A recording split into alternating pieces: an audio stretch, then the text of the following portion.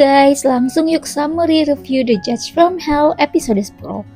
Flashback sebentar, Gremory memanggil Bael untuk melaporkan kalau Justitia diganggu oleh manusia bernama Handaon. Lalu Bael memanggil Paimon dan menugaskannya untuk membunuh Handaon. Paimon lalu masuk ke tubuh detektif. Dan ini awal mula detektif baru Jang Moon-jae bergabung di tim Handaon. Balik ke Bitna lagi, ia tak masalah jika detektif Jang ini mengancamnya dengan video tersebut. Detektif Jang menanyakan apakah Bitna menyukai Handaon. Bitna bilang tak ada hubungannya dengan kasus tersebut dan jangan pernah mengancam detektif Handaon lagi. Masuk ke persidangan, Bitna mengatakan karena tak ada korban jiwa, Jong Sun-ho dihukum 2 tahun penjara dan 4 tahun masa percobaan. Jong Sun-ho mengingat ada pisau yang disimpan di brankas.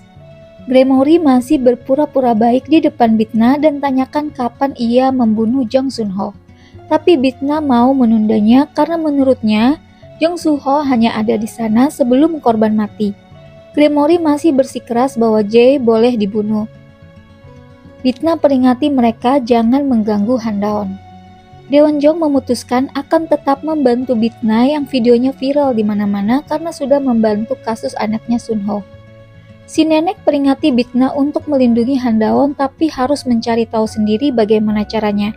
Bitna memutuskan akan menyelesaikan misinya lalu kembali ke neraka. Bitna membicarakan pembunuh Jae ke Daon kalau semua yang melihatnya dibunuh kecuali anak usia 10 tahun yaitu Handaon. Lalu balik ke cerita setan yang kabur dari neraka dan setan juga perlu masuk ke tubuh manusia untuk bertahan. Caranya dia hidup selamanya dengan bagian tubuh yang berbeda dari orang-orang baik dan Kailum. Polisi melakukan penyelidikan tentang Kak Bitna sebelum ia ditikam. Detektif Jang temui Handaon dan mengutarakan kecurigaannya soal Kang Bitna membuat Handaon marah. Detektif Jang penasaran apa yang membuat Handaon begitu melindungi Kang Bitna. Detektif Jang janji tidak akan membongkar video Handaon, hapus bukti, tapi bagaimana Handaon membungkamnya dan segera hubungi dirinya jika sudah temukan jawaban. Bitna dan Daon mendatangi keluarga para korban pembunuhan berantai J jika saja ada yang sudah memaafkannya. Tapi tak satu pun keluarga tersebut yang memaafkan pembunuhan berantai tersebut. Hal itu membuat Bitna semakin murka pada pembunuh berantai J. Gremory mengajak Falak untuk bertemu Paimon alias detektif Jang. Gremory gemas karena detektif ini belum juga membunuh Handaon. Gremory memperingati Justitia tak boleh terluka, tapi bunuh Handaon saja. Falak tanya Gremory kenapa ada Paimon. Gremory mengaku ia memanggil Bael.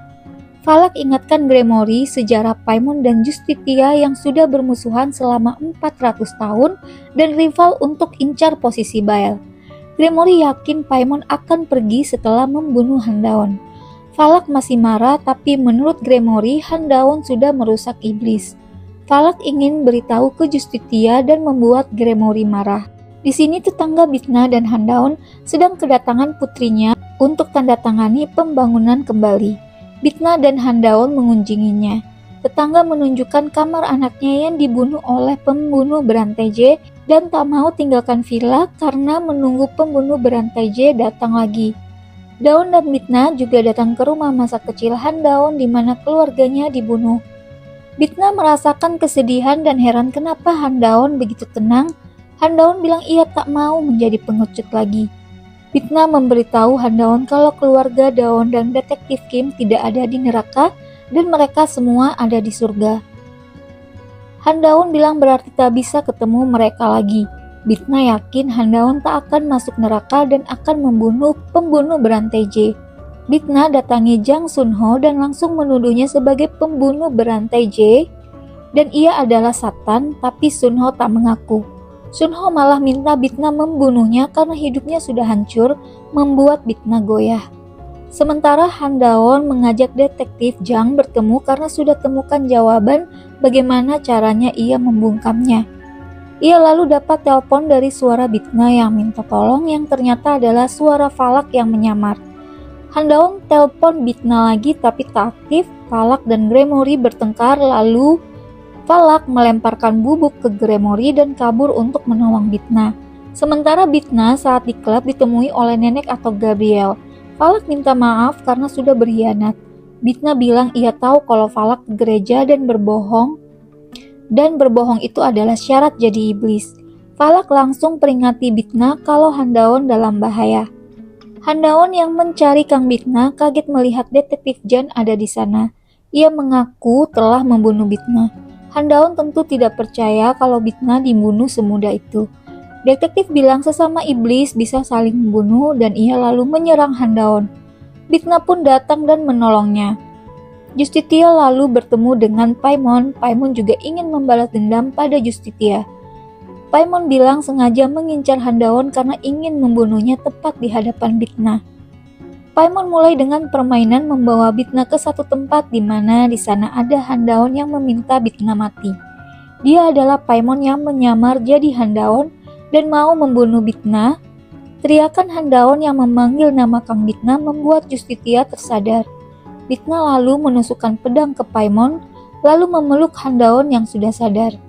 Bitna minta pada Handaon mulai saat itu percaya padanya karena ia akan melindungi Handaon.